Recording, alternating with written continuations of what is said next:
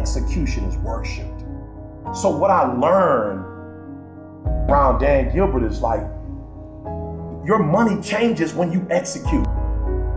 I realized I didn't have a right concept of success.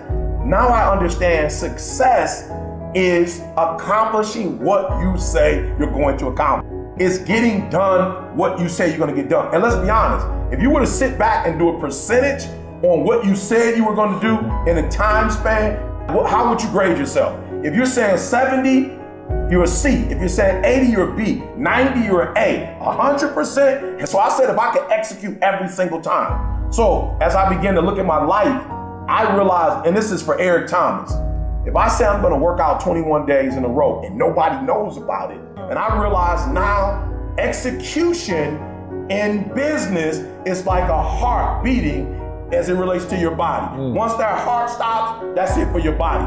If when you're not executing as a business person, as an entrepreneur, it's over for you. Wow. The day you're just talking, you're spending hours, you're talking about what you're going to do, you're spending hours visualizing. Look, and I'm not trying to be disrespectful, but I think you can appreciate this. I don't even do lunch like I used to do with people anymore. Why? Because I realized a lot of people want to do lunch and just talk. Yeah. Like we just spent an hour talking, 30 minutes drive. That's 2 hours. I could have been making money in those 2 hours. Yeah, yeah. I could have been executing. So I'm not against mentoring. Yeah, yeah. I'm not against meetings, but a lot of the meetings that I attend, it's a bunch of jargon. Yeah, yeah. It's wasted space, wasted time. And so I'm gonna say, I guarantee you this year could be the best year of your life if you execute more. I'm not saying you're not executing, but I'm telling you, if you were to execute 100% of the time, you probably would add another comma to your income, another zero to your income, just by executing within the time frame you say you're gonna do it, and executing with excellence. You have some good ideas, do you? But you can't execute. You want to know what those ideas are worth?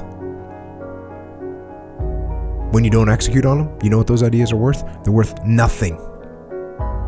Ideas by themselves have zero value unless they can be brought to life. And I have known plenty of people with plenty of ideas over the years. Great ideas, amazing ideas. But very few people can actually turn ideas into action. And those people end up old and bitter and angry because they didn't execute their great ideas. And so here's what you do. You execute. You actually make things happen. But don't let these ideas just wander aimlessly around in your head. Get them out. Bring them to life, put them into the world, run with them. Get some friends and family or partners, someone to help you. Maybe get some people that are better at execution than you are and give them some ownership. Give away those ideas. It's better to give away those ideas than let them rot inside your head and die. And whatever path you take, whether you force yourself to execute or you bring people in to help you, whatever path you're going to take, do it. Do it. Pour some life into your idea. Don't let that idea die inside your head. No more waiting, no more putting it off or waiting for the right time or the right people or the right alignment of things in the world. No more of that. No more excuses. Just execution. Just go and make it happen. You want to improve? You want to get better? You want to get on a workout program or a clean diet? You want to start a business? You want to write a book or make a movie or build a house or a computer or put together some mobile application? Where do you start? You start right here. And when do you start? You start right now. You initiate the action aggressively. You go. Because the idea isn't going to execute itself. And the book isn't going to write itself, and the weights out in the gym, they're not going to move themselves. You have to do it, and you have to do it now. And that means you got to stop thinking about it and stop dreaming about it and stop researching every aspect of it and reading all about it and debating the pros and cons of it. Just start doing it. Take that first step and make it happen. Get after it. And get after it here and now. So you got to execute. And that's what makes them better than you. They're not better humans than you. Don't mean they're better people than you. It doesn't mean they're smarter than you. It doesn't mean they have an advantage you don't have. It only means that they execute more than you execute. Michael Jordan has one more championship, guys. This guy has 22 medals. When he comes to the Olympics, people are scared. I mean, people in this room know the mechanics and strategies beyond what anybody on earth knows in their category. So it's really about you being in the state where you execute. It's like I always tell people, knowledge is not power, it's total BS. Knowledge is potential power. Execution trumps knowledge every day of the week. And so my life is, how do you get yourself to execute? I'm a humongous believer that ideas are shit and that execution's the game, right? We've all got ideas. Everybody's got ideas. Do you mean ideas we all have here? We could probably sit here for the next 2 hours, draw them all out, record them, and predict the next 78 great startups over the next 9 years. And so I think, you know, if there's any level of romance left in this room about your idea, I'd like to suffocate it. Because I think the actual situation is what you actually do with it. So it's easy to have ideas. It's very hard to turn an idea into a successful product.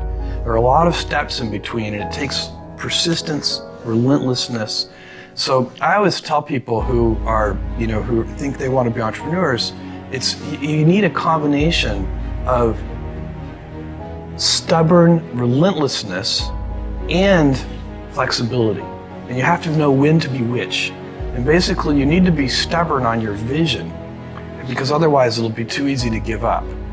But you need to be very flexible on the details, because as you go along pursuing your vision, you'll find that some of your preconceptions were wrong, and you're going to need to be able to change those things. So I think taking an idea successfully all the way to the market and turning it into a real product that people care about and that really improves people's lives is a lot of hard work. Okay, you got a good idea. Look, everybody's got a good idea. Yeah. You know, now okay, everybody has an idea. Not everybody has a good idea, but lots of people have good ideas. Look, Uber is a good idea. You push a button and get a ride. I don't know if we were the first person to ever think of that idea, but we were the first person to do it. So you gotta just go do it then. You gotta just get out there and go do it. So it's easy to have the idea, or straightforward, but then you've gotta have enough guts to go out there and try. The reality is, reading a book or going to a conference or having a great conversation where you get this golden information, that's all fantastic. But what makes mastery is execution on the ideas, not the ideas. And so no idea works unless you're willing to roll up your sleeves, do the practice, invest the time, put in the effort, do the work. I think we've all observed a lot of people who they love reading the books, they love showing up at the courses, they do all the online training, and nothing ever changes. And they say, well, you know, I don't know why it doesn't change, why my life doesn't change, why my thinking doesn't change, why my performance doesn't change, why my relationships don't change. Well, it's because ideas don't work if you don't execute on them. So if you look at the great business builders, you look at any great performer, one thing that makes them great is their grit.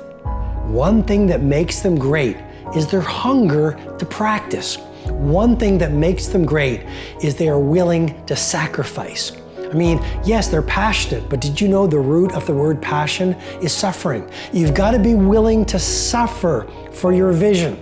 You've got to be willing to suffer to reach BIW, best in world. You've got to be willing to suffer the ridicule and laughter of your critics and your cynics to get to a place called world class.